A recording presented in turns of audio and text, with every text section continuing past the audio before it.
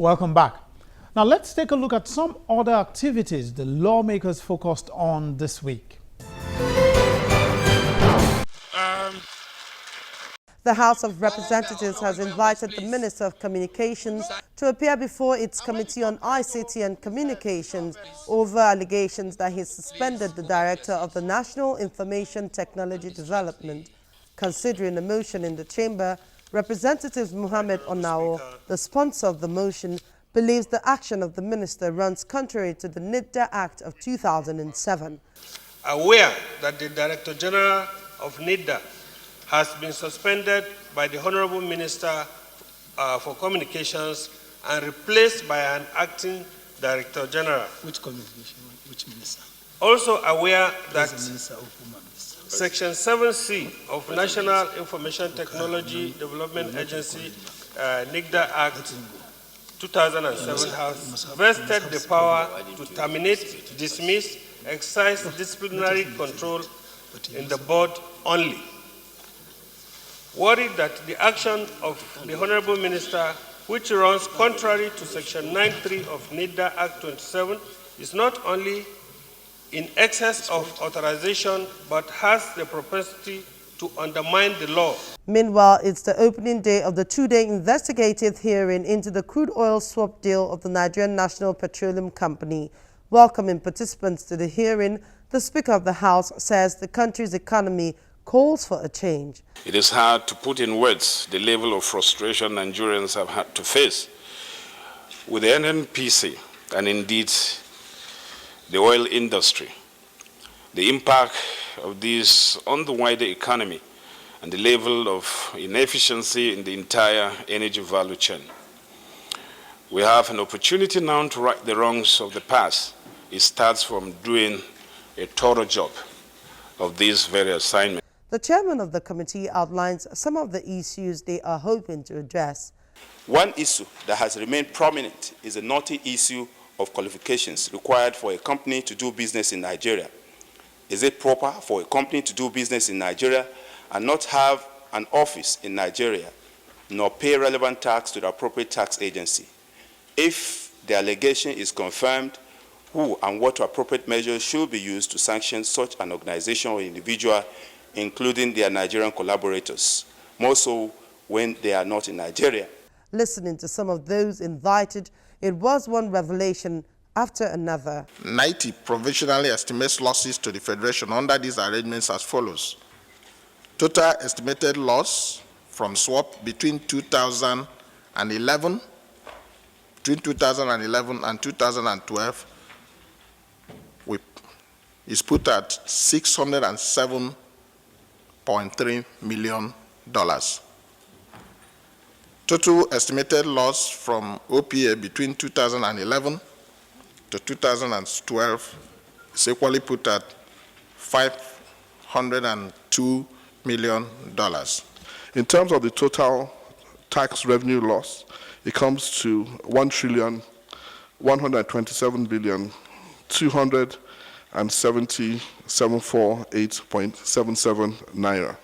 So based on information that is available to us and based on the information from their records, we can say that the federal government lost revenue in the tune of 1.1 trillion. If there's a federal government policy that we should not collect either import or export on any particular products, we will have no option but to abide by that. So this is the situation in this case. That is why we were unable to know whether the import or the export had anything to do with the swap or whatever. Not knowing that, well, if you are taking crude out, you are supposed to bring in this. We were not aware of that, so we didn't tie our records to that. The hearing lasted over 5 hours as the lawmakers and the agencies went over the figures and information provided. During the week, the Minister of Health, Professor Isaac Adewale, met with members of the House of Representatives Committee on Health Services and Health Institutions. At the meeting, the minister spoke on the ministry's effort to step up public health campaign programs aimed at preventing further spread of Lassa fever in the country. Your invitation to us is a demonstration of political will. We've also appeared before the Senate Committee on Health Mr. President is interested in this activity because it's not really far from many of us. And there was a scare even at the Aso Villa Clinic, that would tell anybody that it's not too far away. We want to look at the operations, we want to concentrate on research, but much more importantly, to ensure that we work together. One of the things we need to do is to set up a national public health observatory. A national public health observatory will serve as an alert center that will talk to us regularly about the health of this nation, and warn as soon as there's an outbreak, and alert the nation as to what should be done. And we also decided that we need to look at some policy issues. One is that we must restore community surveillance. We defined the role of states. I think over the years, we took on more than we could handle at federal level. The federal would pretend that we can take care of the health of all the states, and this is not possible. And the House of Representatives has inaugurated an ad hoc committee on the review of the 1999 Constitution. At the event, the Speaker of the House advised the House not to override the presidential veto that prevented the constitutional amendment of the 7th National Assembly from becoming law. The Majority Leader of the House, Honorable Femi Gbajabiamila, who spoke for the ad hoc committee, said the committee will also review the procedure of altering the Constitution to make it more practical. The fourth alteration act was successfully carried out at the level of the National Assembly and the state houses of assembly by the 7th Assembly, but was unfortunately not assented to by the then President, Goodluck Jonathan Ibele, GCFR. We must avoid the temptation of starting afresh. A lot of public funds were spent in processing the Budge 4th Alteration Bill, and we think that it would be a disservice to this country if the work of the 7th Assembly on this matter is completely jettisoned. My advice, however, is that we should not proceed on the path of veto override, but should take the steps to regazette the agreed aspects of the bill. These should be subjected to the appropriate legislative processes required by the standing orders of the House and the Constitution of the Federal Republic of Nigeria. The challenges before this committee are enumerated as follows. 1. Examine all the bills passed by the 7th Assembly and were assented to by the last administration and have them reintroduced on the wholesome basis, as was recently done when 130 bills were introduced and read the first time. 2.